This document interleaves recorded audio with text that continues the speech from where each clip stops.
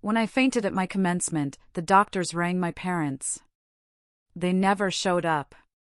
Instead, my sister tagged me in a photo. Finally, Paris family vacation, no stress, no drama. I kept quiet. Days later, still frail and tethered to machines, I counted 65 missed calls, and a text from Dad: "We need you. Respond immediately." Without hesitation, sometimes life hits you with a curveball so hard, you wonder if you're even playing the same game. Like 2 weeks ago, when I collapsed on stage in front of 3,000 people. I was supposed to give my valedictorian speech, the culmination of 4 brutal, beautiful years, but instead, I woke up to a doctor telling me I had a brain tumor. They needed to operate immediately. My parents? They didn't answer. And 3 days later, surrounded by beeping machines and tubes, the first thing I saw wasn't their worried faces. It was an Instagram post, my whole family, smiling, in front of the Eiffel Tower. The caption read, "Family trip in Paris." Finally, no stress, no drama. Can you even imagine? My heart didn't just break, it shattered. I didn't say a word. I didn't comment, didn't call to confront them. Not until 65 missed calls from Dad popped up on my screen, followed by a single text: "We need you. Answer immediately." That's when it hit me, like a punch to the gut. They weren't calling because they missed me. They were calling because they needed something else entirely. Let me take you back a bit. For weeks before graduation, I was standing in my childhood kitchen, watching my mom absent-mindedly flip through a stack of wedding magazines. Not for me, of course. For Meredith, my older sister. She'd just gotten engaged, and suddenly, our entire universe revolved around her timeline. "Grace, can you pick up the napkin samples from the printer tomorrow?" Mom didn't even look up. "Meredith's too busy with dress fittings." I just stared at her. "I have finals, Mom." She waved a dismissive hand. "You'll manage. You always do." That's the thing about being the reliable one, isn't it? Everyone just assumes you'll handle it. I'd been handling everything for 4 years straight, working 25 hours a week at a coffee shop, somehow maintaining a 4.0 GPA, paying my own tuition through scholarships and tips. Meanwhile, Meredith's entire education was funded by our parents. Every semester. No questions asked. "Mom," I tried, keeping my voice as casual as possible, "I actually wanted to talk to you about graduation. I need to get something to wear for the ceremony. Maybe we could go shopping this weekend?" She finally looked up, but her eyes were already drifting back to the glossy pages. "Sweetie, you're so good at finding deals online. I'm sure you'll figure something out." Her tone sharpened. "I need to focus on your sister's engagement party. It's in 2 weeks. But graduation is, your sister is bringing her fiancé's parents, Grace. Everything needs to be perfect." I just nodded. I always nodded. Later that evening, I was folding laundry in my old room when I heard Mom on the phone with her friend Linda. "Oh, the graduation." "Yes, she's valedictorian." "Can you believe it?" A pause. A laugh. "But honestly, the timing is terrible. Meredith's engagement party is that same week, and that takes priority. Grace understands. She's always been so independent. Independent, that's the word they use when they mean forgettable. That night, I called the only person who ever actually asked how I was doing. Grandpa Howard picked up on the second ring. "Gracie, I was just thinking about you." Something in my chest, a tight knot I hadn't even realized was there, finally loosened. "Hey, Grandpa," I said, sinking onto my bed. "Tell me everything. How are finals? How's the speech coming along?" For the next 20 minutes, I actually talked. About my thesis, about the speech I'd rewritten 6 times, about how terrified I was of standing in front of thousands of people. When I finished, he said, "Grace, do you have your dress yet? Shoes? Do you need any? My throat tightened. I'm fine, Grandpa. Really? He was quiet for a moment. That kind of quiet that means he doesn't believe you. Your grandmother would be so proud of you, he finally said. You know that, right? She always said you had her spirit. I never met Grandma Eleanor. She died before I was born. But I'd seen pictures. Everyone said I looked exactly like her. Same dark hair, same stubborn chin. I'll be there, Grace. Front row. I wouldn't miss it for the world. Thanks, Grandpa, my voice cracked slightly. That means a lot. And Grace, I have something for you. A gift. Your grandmother wanted you to have it when you graduated. I've been holding on to it for years. Before I could ask what it was, Meredith burst into my room without knocking. Grace, did you use my dry shampoo? I can't find it anywhere. I covered the phone. I don't use your stuff, Meredith. She rolled her eyes, flashed her engagement ring like it was a weapon. Whatever. Oh, congratulations on the valedictorian thing, I guess. Then she was gone. Grandpa heard everything. He said nothing, but his silence spoke volumes. 1 week before graduation, I was running on 4 hours of sleep, 3 cups of coffee, and pure spite. Finals were done. My thesis submitted. I'd been pulling double shifts at the coffee shop because rent was due, and there was no way I was asking my parents for help. They'd just use it as ammunition later. We helped you with rent that one time, remember? My head had been pounding for 3 days straight. I told myself it was stress. It was always stress. Mom called while I was wiping down tables after closing. Grace, I need you home this weekend. The engagement party is Saturday and I need help with setup. Mom, I'm working. Call in sick. Meredith needs you. I gripped the phone so hard my knuckles turned white. What about what I need? Silence. Then, Grace, don't be dramatic. It's one weekend. Your sister only gets engaged once, and I only graduate once, I thought. Asterisk valedictorian. For years of perfect grades while working myself to exhaustion, asterisk, but I didn't say it.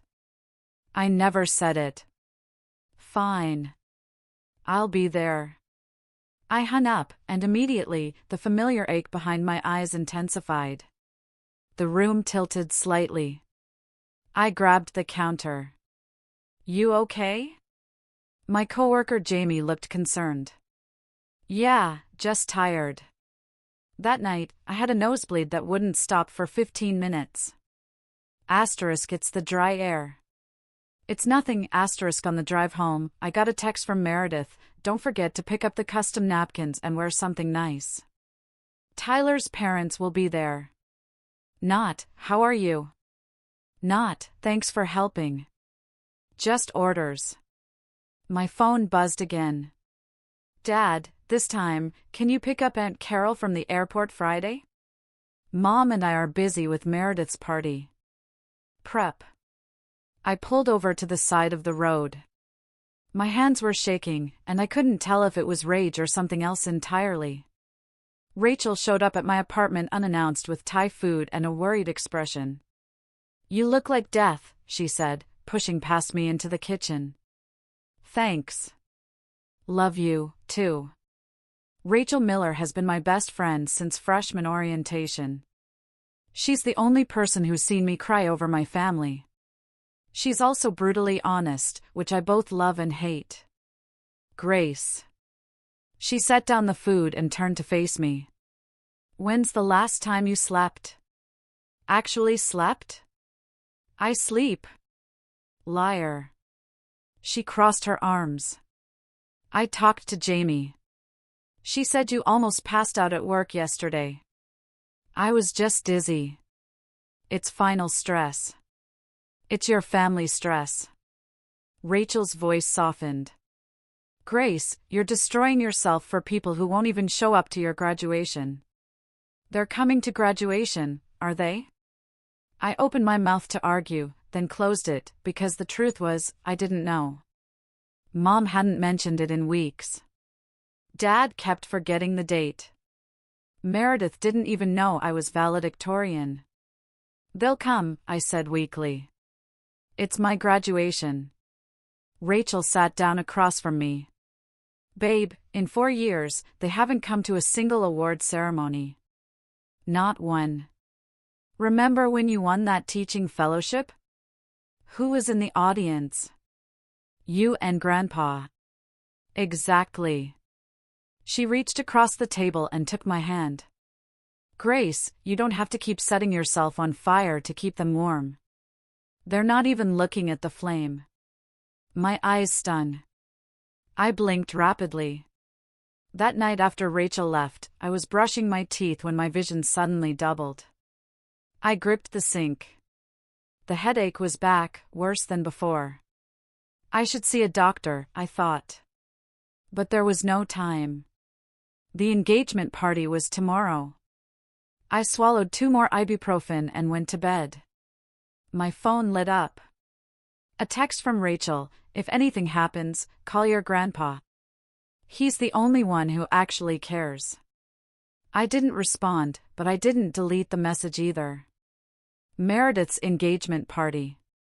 I'd been on my feet for 6 hours, setting up chairs, arranging flowers, refilling champagne glasses, playing the role I was born into, the invisible support system.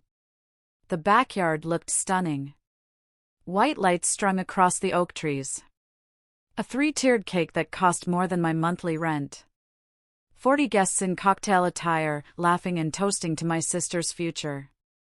No one asked about mine. Grace. More champagne over here. Mom waved from across the lawn. I grabbed another bottle and made my way through the crowd. My head was pounding. I smiled through it. Meredith was holding court near the fountain, Tyler's arm around her waist. She was 3 glasses of champagne deep and glowing. Everyone, this is my little sister.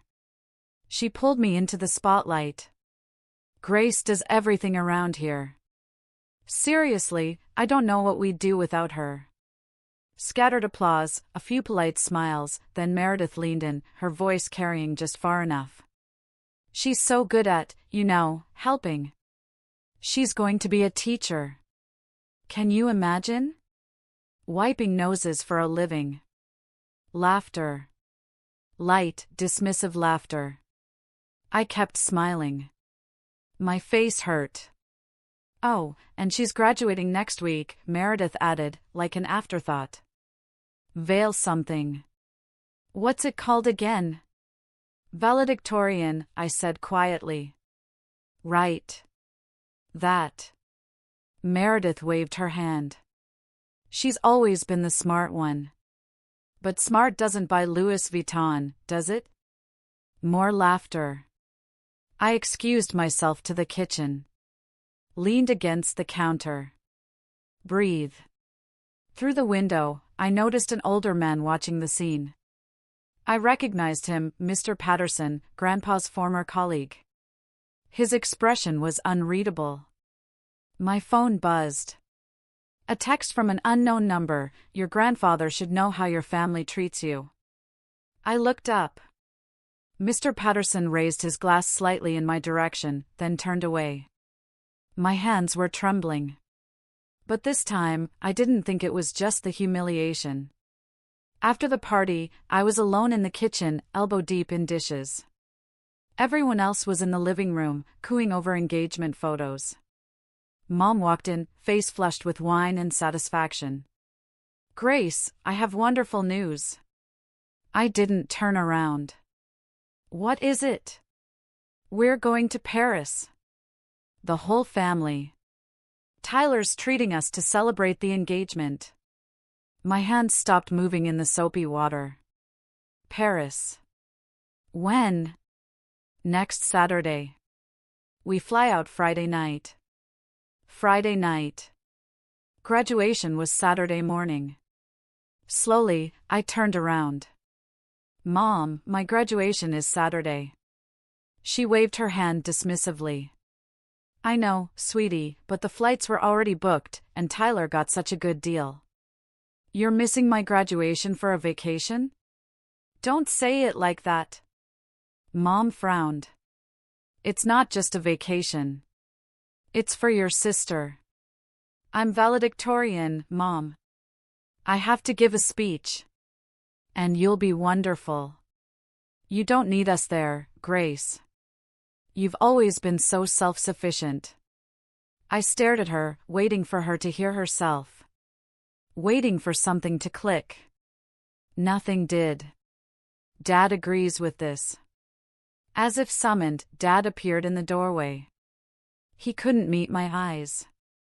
Grace, your mother and I discussed it. Meredith needs family support right now. She's going through a big life change, and graduating valedictorian isn't a big life change. You're strong.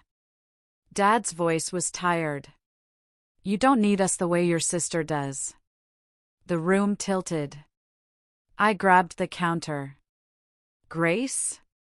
Mom's voice sounded far away. You look pale. I'm fine. I'm not fine, my vision was blurring at the edges. The headache was screaming now.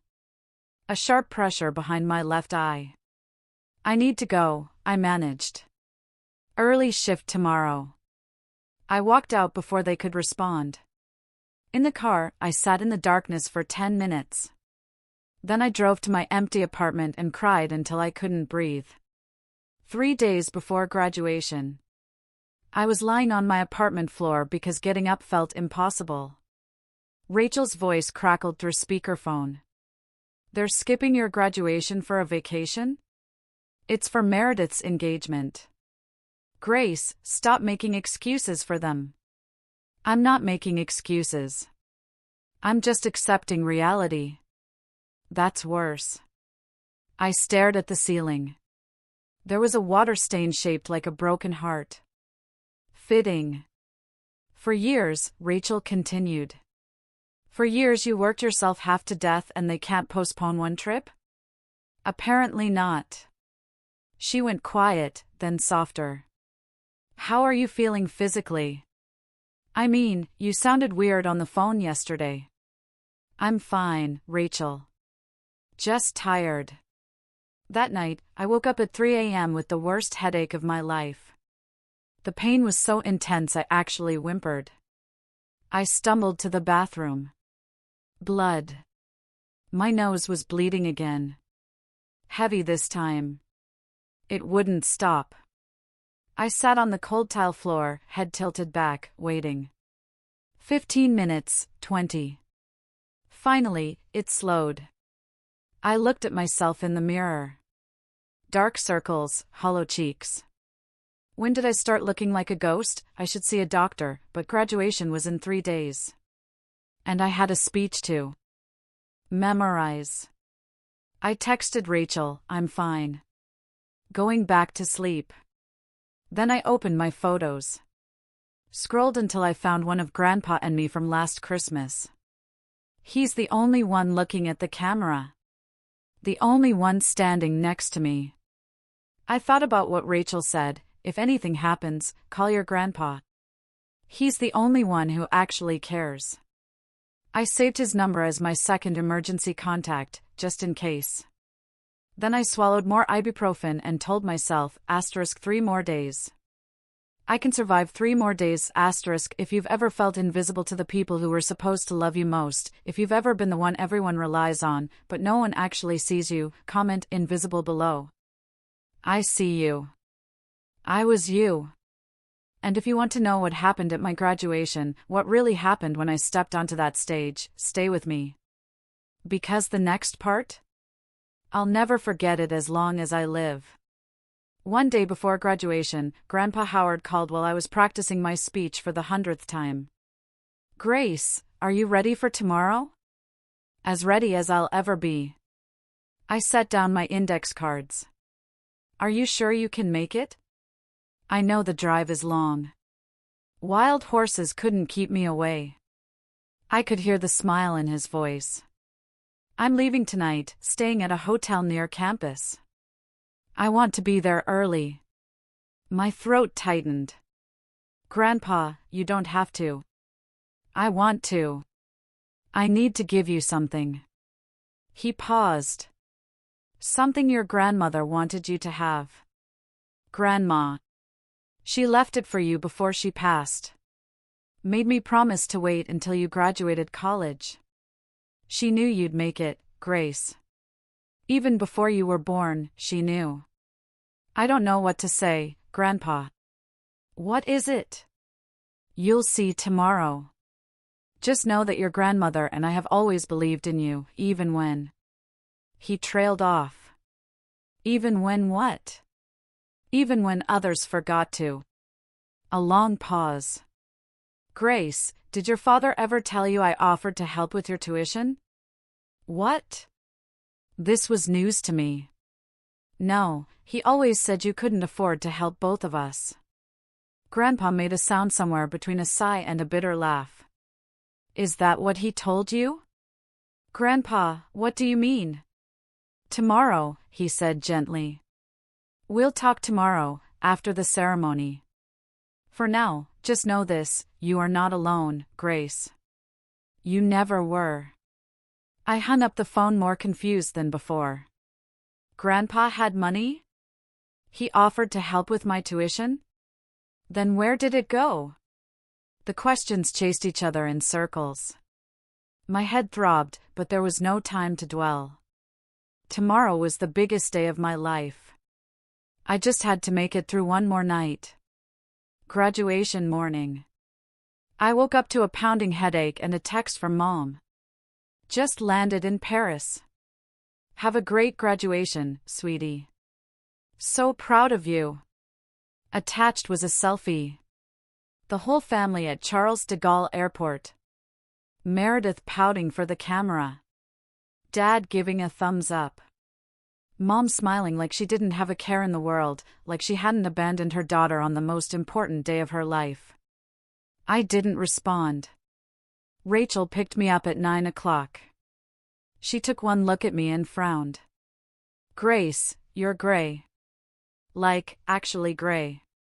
I'm nervous. It's fine. It's not fine. When did you last eat? I had coffee. That's not food. She forced me to eat half a granola bar while she drove. I managed 3 bites before my stomach rebelled. The campus was already buzzing with activity. Families everywhere. Balloons, flowers, proud parents snapping photos. I tried not to look at them. In the staging area, I checked my phone one more time. Another text from Mom, send pics. We want to see everything. Asterisk, they want to see everything. But they didn't want to be here to see anything. Asterisk, I was about to put my phone away when I noticed something. My emergency contact form for the university. I'd filled it out freshman year and never updated it. Primary contact, Douglas Donovan, father. Secondary contact, Pamela Donovan, mother. On impulse, I pulled up the form online, added a third line, secondary contact, Howard Donovan, grandfather. I don't know why. It just felt right. Then I saw him. Grandpa. In the front row, already seated, already waiting. He waved. In his hands, I could see a manila envelope. I waved back. For the first time all week, I felt like I could breathe. Grace Donovan? A stage manager approached. You're up in 10 minutes.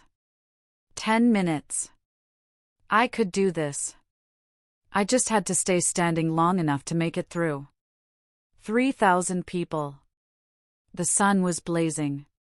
My cap felt too tight. The black gown absorbed heat like a furnace. My name echoed through the speakers, and now, our valedictorian, Grace Donovan. Applause. A roar of applause. I walked to the podium, one foot in front of the other. The stage lights were blinding. I gripped the microphone. Found Grandpa in the crowd. He was beaming. Rachel was next to him, phone out. 2 empty seats beside them. Reserved for family. No one claimed them. I cleared my throat. Thank you all for being here today. I stand before you not just because of grades or test scores, but because of the people who believed in me. The words were there. I'd practiced them 1,000 times. But something was wrong. The stage tilted. My vision narrowed, tunneling to a single point. The microphone slipped. I heard my own voice, distant, strange. Believed in me when I couldn't. Pain exploded behind my eyes. White hot, blinding. The world spun. I saw Grandpa's face, confusion turning to horror. I saw Rachel standing up. I saw the 2 empty seats. And then I saw nothing. My body hit the stage floor with a sound I'll never forget. Screaming somewhere far away. People were screaming. Call 911. Get a doctor. Someone call her family. Hands on my face. Rachel's voice shaking. Grace? Grace, can you hear me? Grandpa's weathered hand gripping mine. I'm here, sweetheart. I'm here. I tried to speak. Tried to tell them I was okay, but the darkness was swallowing me whole. The last thing I heard before everything went black was a stranger's voice, urgent and panicked. We're calling her parents now. Does anyone have their number? They won't answer, I thought. Then I was gone. This part of the story I didn't witness myself. Rachel told me later, when I could finally bear to hear it. The ambulance took 14 minutes. I was unconscious the entire time. At the hospital, doctors moved fast. CT scan, then MRI. Their faces got grimmer with each result. Brain tumor. The neurosurgeon told Rachel and Grandpa in the waiting room, it's pressing on her frontal lobe. We need to operate immediately. Operate? Rachel's voice cracked. Right now. Within the hour. We need family consent. Rachel pulled up my phone, found my parents' number. First call? Straight to voicemail. Second call? Voicemail. Third call? Voicemail. Please. Rachel begged into the phone. Grace is in the hospital.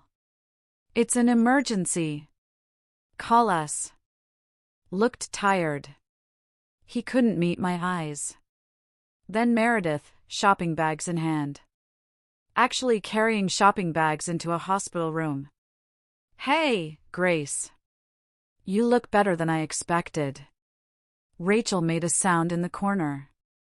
I didn't look at her, but I could feel her rage from across the room. Meredith, I said calmly. I had brain surgery. I know. That's so crazy, right? She set down her bags. Anyway, we cut the trip short, so you're welcome. The room fell silent. Then Mom cleared her throat. Grace, sweetheart, we should talk as a family. She looked pointedly at Rachel. Privately. Rachel stayed. Grace, Rachel was here when I woke up.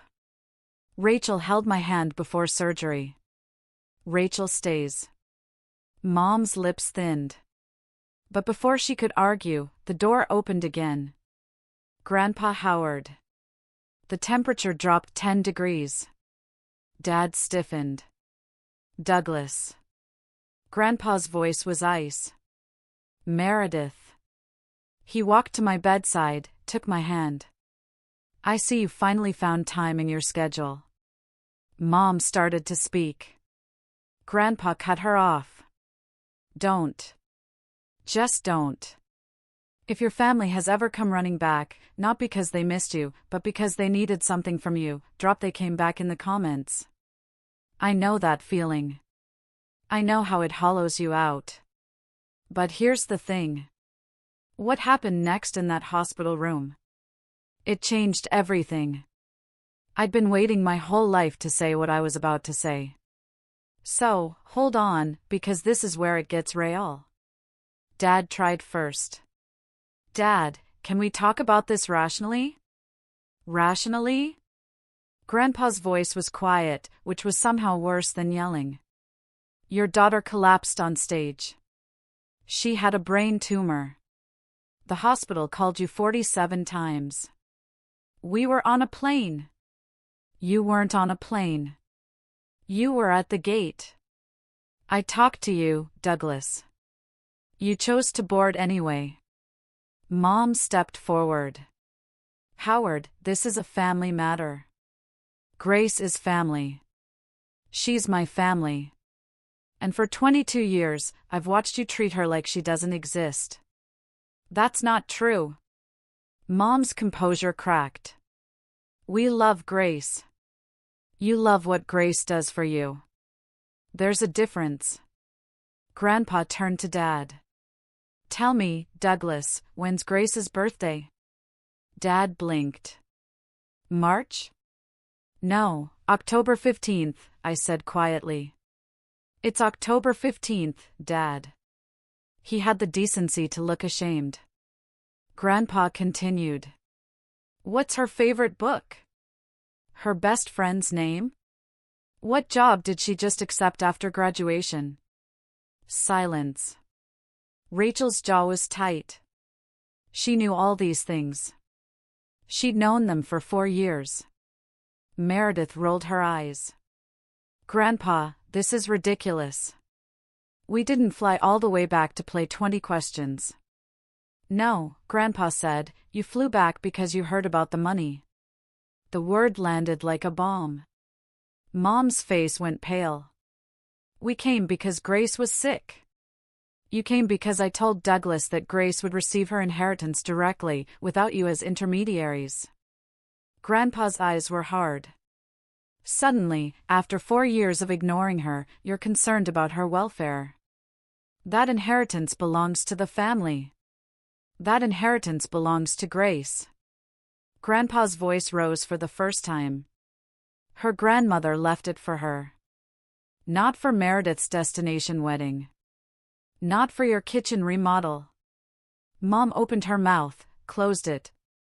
I watched the calculations happen behind her eyes, and something in me went cold. You want to know the truth, Howard? Mom's voice shifted, something raw breaking through. Fine. You want truth? Dad reached for her arm. Pam, she shook him off. No. He wants to make me the villain. Let's have it out. She turned to me. Her eyes were wet, but not with guilt. With something older, something wounded. You want to know why I've always kept my distance from you, Grace? Because every time I look at you, I see her. Who? Eleanor. Mom spat the name like poison. Your precious grandmother.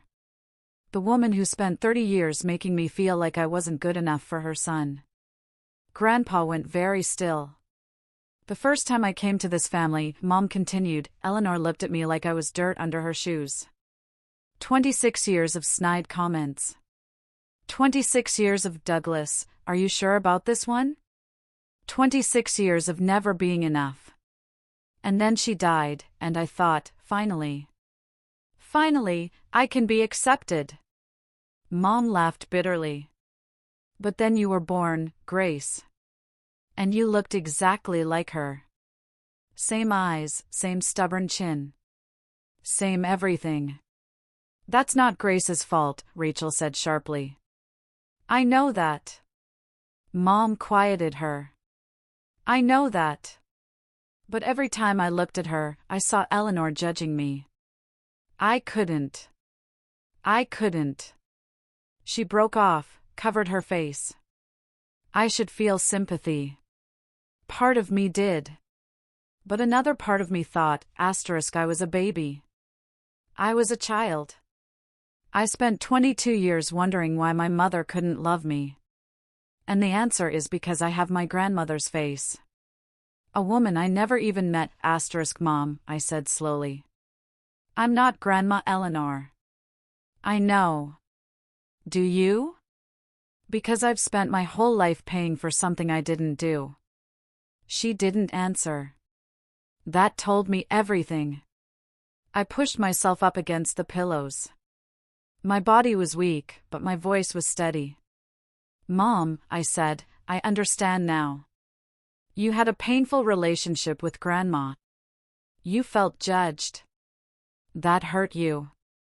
Hope flickered in her eyes. But that is not my fault. The hope dimmed.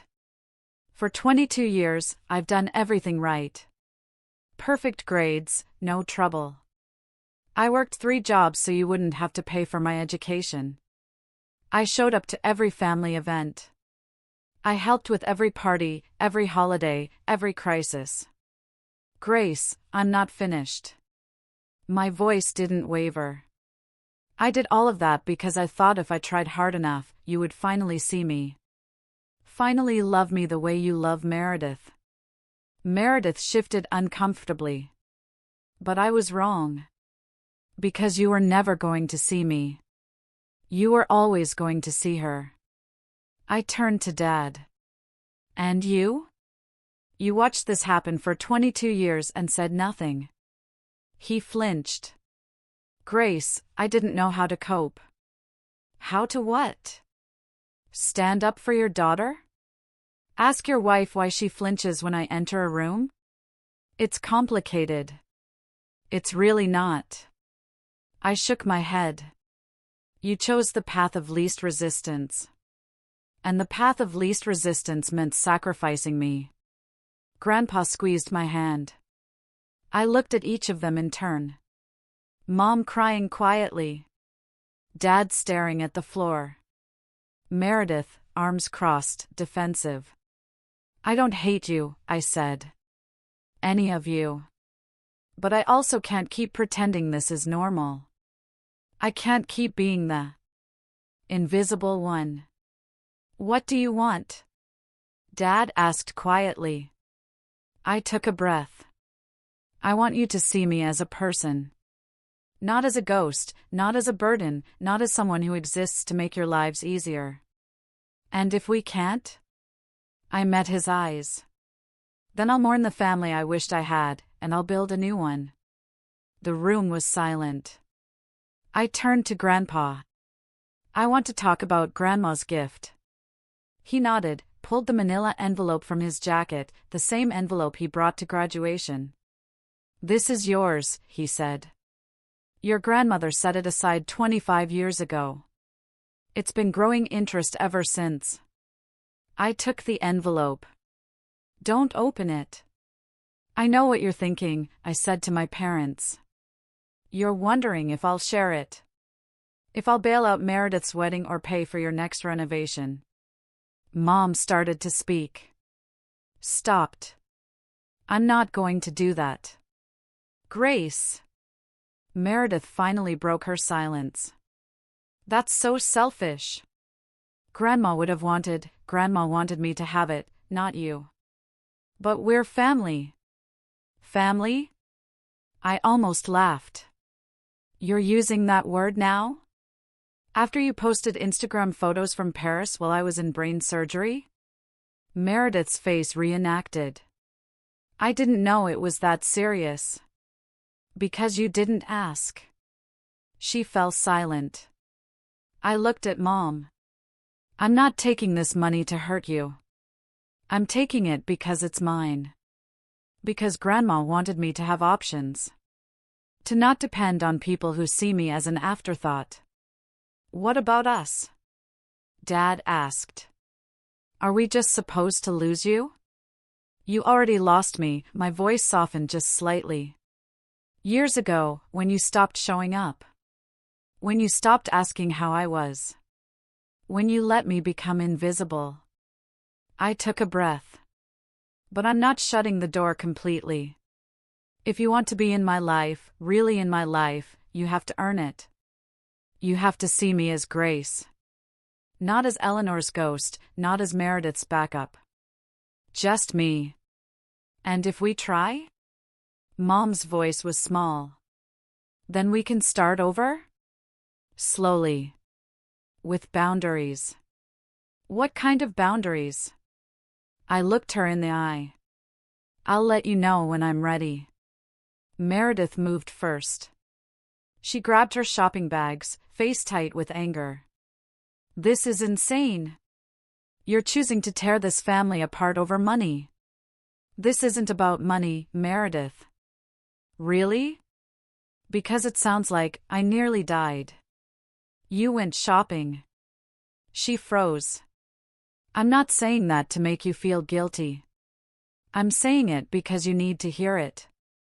You need to understand what it felt like to wake up in a hospital bed and see your family posing in front of the Eiffel Tower. Her lower lip trembled. For a moment, I saw something crack behind her eyes. Then she walked out. The door clicked shut behind her.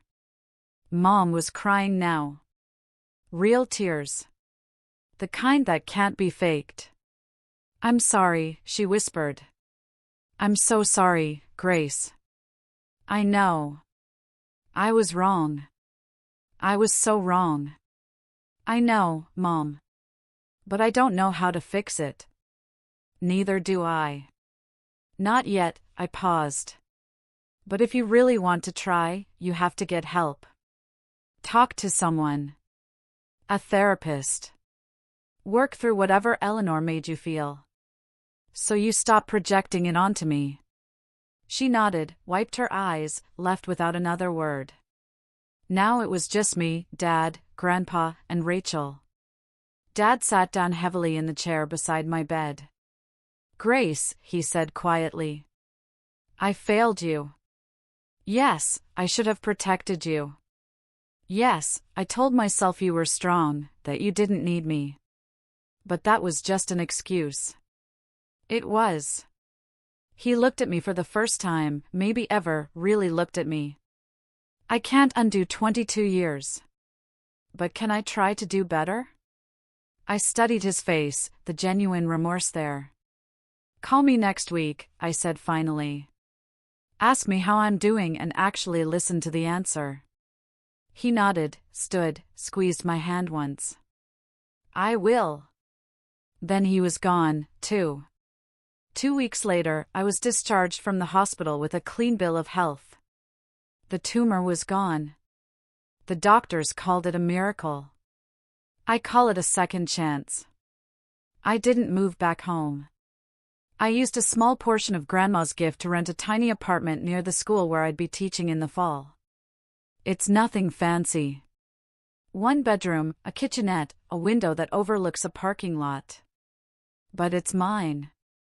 The fallout happened fast. Meredith blocked me on every social media platform. Her new bio read, "Some people don't appreciate family." I screenshot it, sent it to Rachel. Rachel sent back a string of middle finger emojis. 2 days later, I got a call from Rachel. She sounded gleeful. You're not going to believe this. What? Tyler, Meredith's fiancé, he heard the whole story from his mother, who heard it from the hospital grapevine. Rachel was practically bouncing. He's reconsidering the engagement. I didn't feel triumphant, just tired. That's not what I wanted. I know, but still. A week after that, I saw on Facebook that the engagement party photos had been deleted. Then the engagement announcement itself. Mom texted me.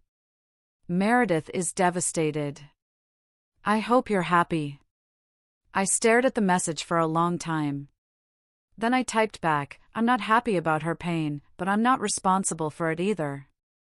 She didn't respond. Dad, to his credit, did call.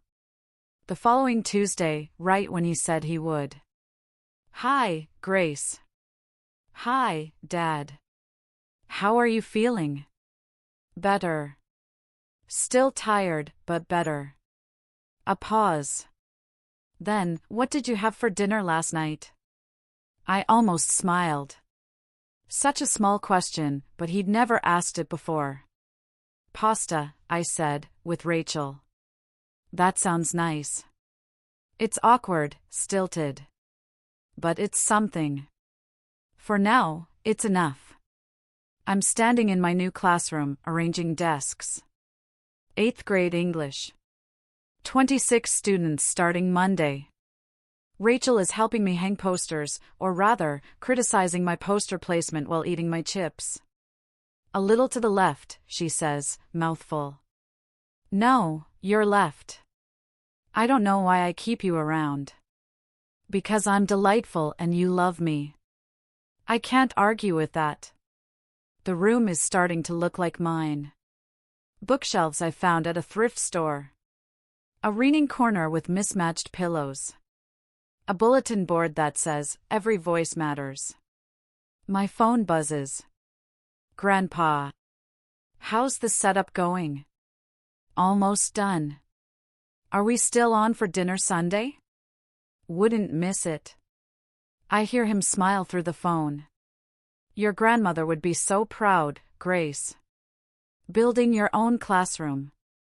Your own life. My eyes sting. I wish I'd known her. You would have loved each other. He pauses. Speaking of which, I found something while cleaning out the attic. A letter she wrote before she passed. Addressed to my future granddaughter. I gripped the phone. What? She wrote it 25 years ago. Before your mother was even pregnant. She just knew. Somehow. What does it say? That's for you to find out. I'll bring it Sunday. After he hangs up, I sit down in my teacher's chair. The one I'll use every day for the next school year. Rachel plops into a student desk. You okay? She wrote me a letter before I was born. Rachel's eyes widen. That's kind of amazing. Yeah. I look around my classroom at the life I'm building from scratch. Outside, the sun is setting. Golden light streams through the windows. For the first time in months, maybe years, I feel like I'm exactly where I'm supposed to be. 1 month later, a knock on my apartment door. Sunday afternoon.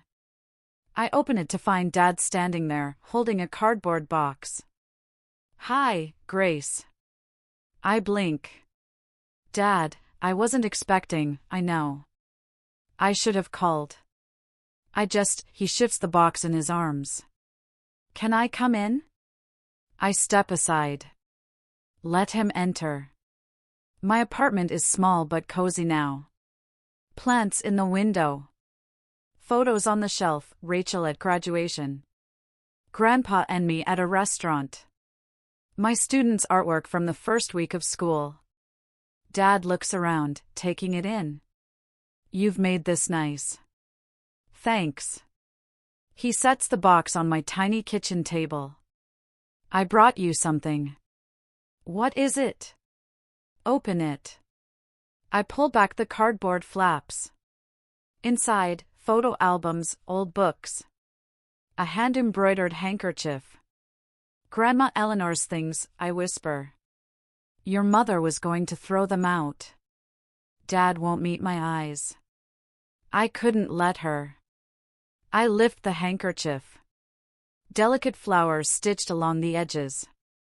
The initials ED in the corner. Dad, I don't know what to say. I know I can't fix 22 years. His voice is rough. I know I failed you in ways that can't be undone. But I wanted you to have these. To know where you come from. I set the handkerchief down. Look at my father. He looks older than I remember. Tired, uncertain. I'm not asking for forgiveness, he says quietly. I'm just asking for a chance to be better. I think about all the years of silence, all the missed birthdays and empty seats. But I also think about those Tuesday phone calls, awkward and stilted, but consistent, every single week. Okay, I say finally. Okay, you can try. I pause. But Dad, trying means showing up. Not just when it's convenient. He nods, swallows hard. I understand. Do you want coffee? He almost smiles. I'd like that. 6 months after graduation, I'm sitting at my desk after the last bell. The classroom is quiet now. 26 chairs, 26 stories, 26 kids who will come back tomorrow expecting me to teach them how to find their voices. A knock on my door. Miss Donovan? It's Marcus, one of my quieter students. Can I ask you something? Of course. He shuffles in. 13 years old, always in the back row, rarely speaks up. Did you ever feel like no one sees you? My heart clenches. Yes, I tell him honestly. For a very long time, I felt exactly like that. What did you do? I think about my answer carefully. I found people who did see me.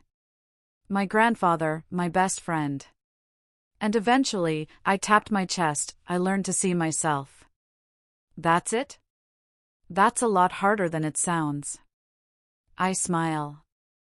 But once you know your own worth, you stop needing everyone else to tell you. He nods slowly. Thanks, Miss Donovan. After he leaves, I stay at my desk a while longer. On my phone, there's a photo I look at sometimes. Me at 6 years old, holding my grandmother's hand in a picture I've never seen before. Grandpa found it in the box of Eleanor's things. She's smiling down at me, even though she died before I turned 1. In this photo, she's looking at me like I'm the most important person in the world. I used to think love was something you had to earn, work for, sacrifice yourself for. Now I know better. Love is who shows up. Love is who stays. And I don't need to keep setting myself on fire to prove I'm worth someone's warmth. I know my worth now. That's enough. That's more than enough. 1 year after graduation, my phone rings while I'm grading papers. A number I haven't seen in months. Meredith. I let it ring twice, 3 times. Then I answer. Grace. Her voice is smaller than I've ever heard it. Can we talk? I'm listening. Tyler left. For real this time. She laughs, but it's hollow. Turns out his family didn't want a daughter-in-law from a family that abandons people in hospitals. I don't say anything. And I got into some debt. Credit cards. I thought Tyler would help cover it, but she trails off. I don't know what to do. Why are you calling me? Because you're the only person who doesn't want something from me. Her voice breaks. Mom and Dad are furious. They keep talking about how I embarrass them. My friends only liked me because of Tyler's money, and I hear her crying. Real tears. The kind you can't fake. Part of me wants to say, now you know how it feels to be alone, to be abandoned, but that's not who I want to be. Meredith, I say carefully. I'm sorry about Tyler. I'm sorry you're hurting. You don't have to, but I can't fix this for you. I can't pay off your debt or make Tyler come back. That's not my role anymore. Silence. Then why did you answer? Because you're my sister and I wanted you to know that I don't hate you. She's quiet for a long moment. I was terrible to you, she whispers. Yes. I don't know why. I never had to try. Everything was always handed to me. And you worked so hard and I think I was jealous. Maybe. Can we ever be okay? I think about it. Really think. I don't know, I say honestly. But if you're willing to do the work, I'm willing to try. Really. But Meredith, you have to actually change. Not just say you will. I know. I hope so. 2 years after graduation, I'm sitting in a crowded auditorium, waiting for Grandpa Howard to take the stage. The banner behind the podium reads, Community Educator of the Year Award. Rachel is beside me, dressed up for once. I can't believe he's finally getting recognized, she whispers.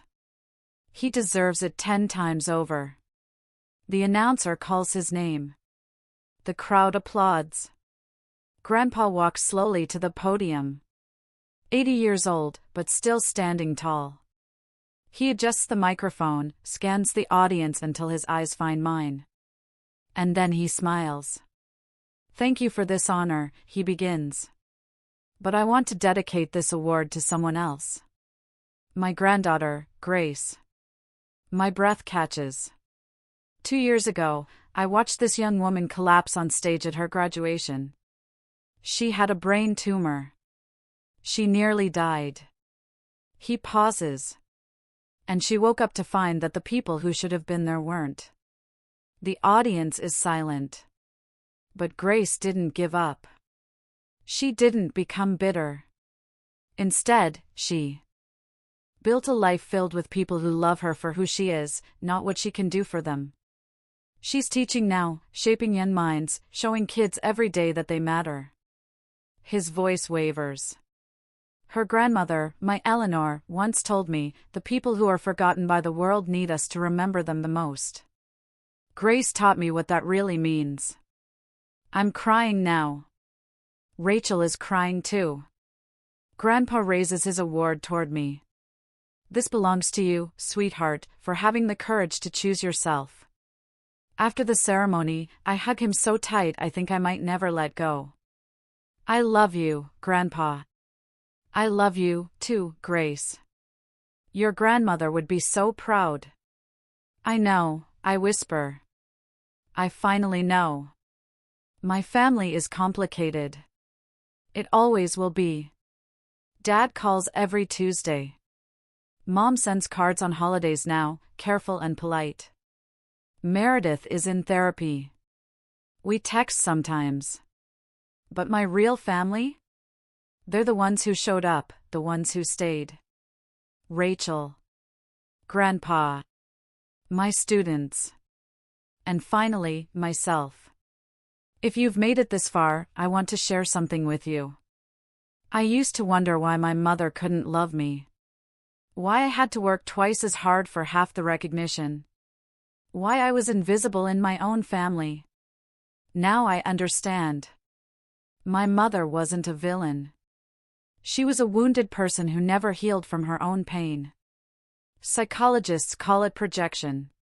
When someone's unresolved trauma spills onto someone else. She saw her mother-in-law in my face. And instead of dealing with that wound, she let it poison our relationship for 22 years. And me? My weakness was my desperation for approval. I kept believing that if I tried harder, sacrificed more, achieved enough, they would finally see me. That's called people-pleasing, and it's a survival mechanism. It kept me safe when I was small, but as an adult, it nearly destroyed me. The brain tumor was the most terrifying thing that ever happened to me, but in a strange way, it was also a gift. It forced me to see my family clearly. It gave me permission to stop performing for people who weren't watching.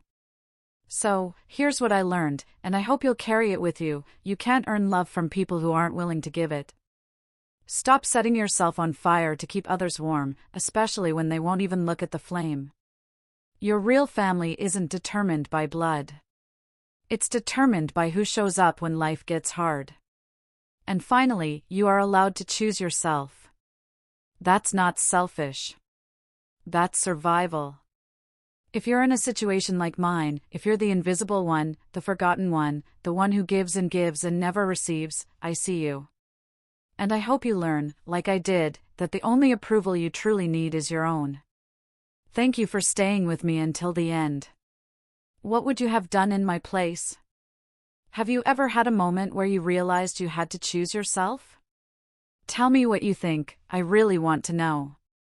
Until next time.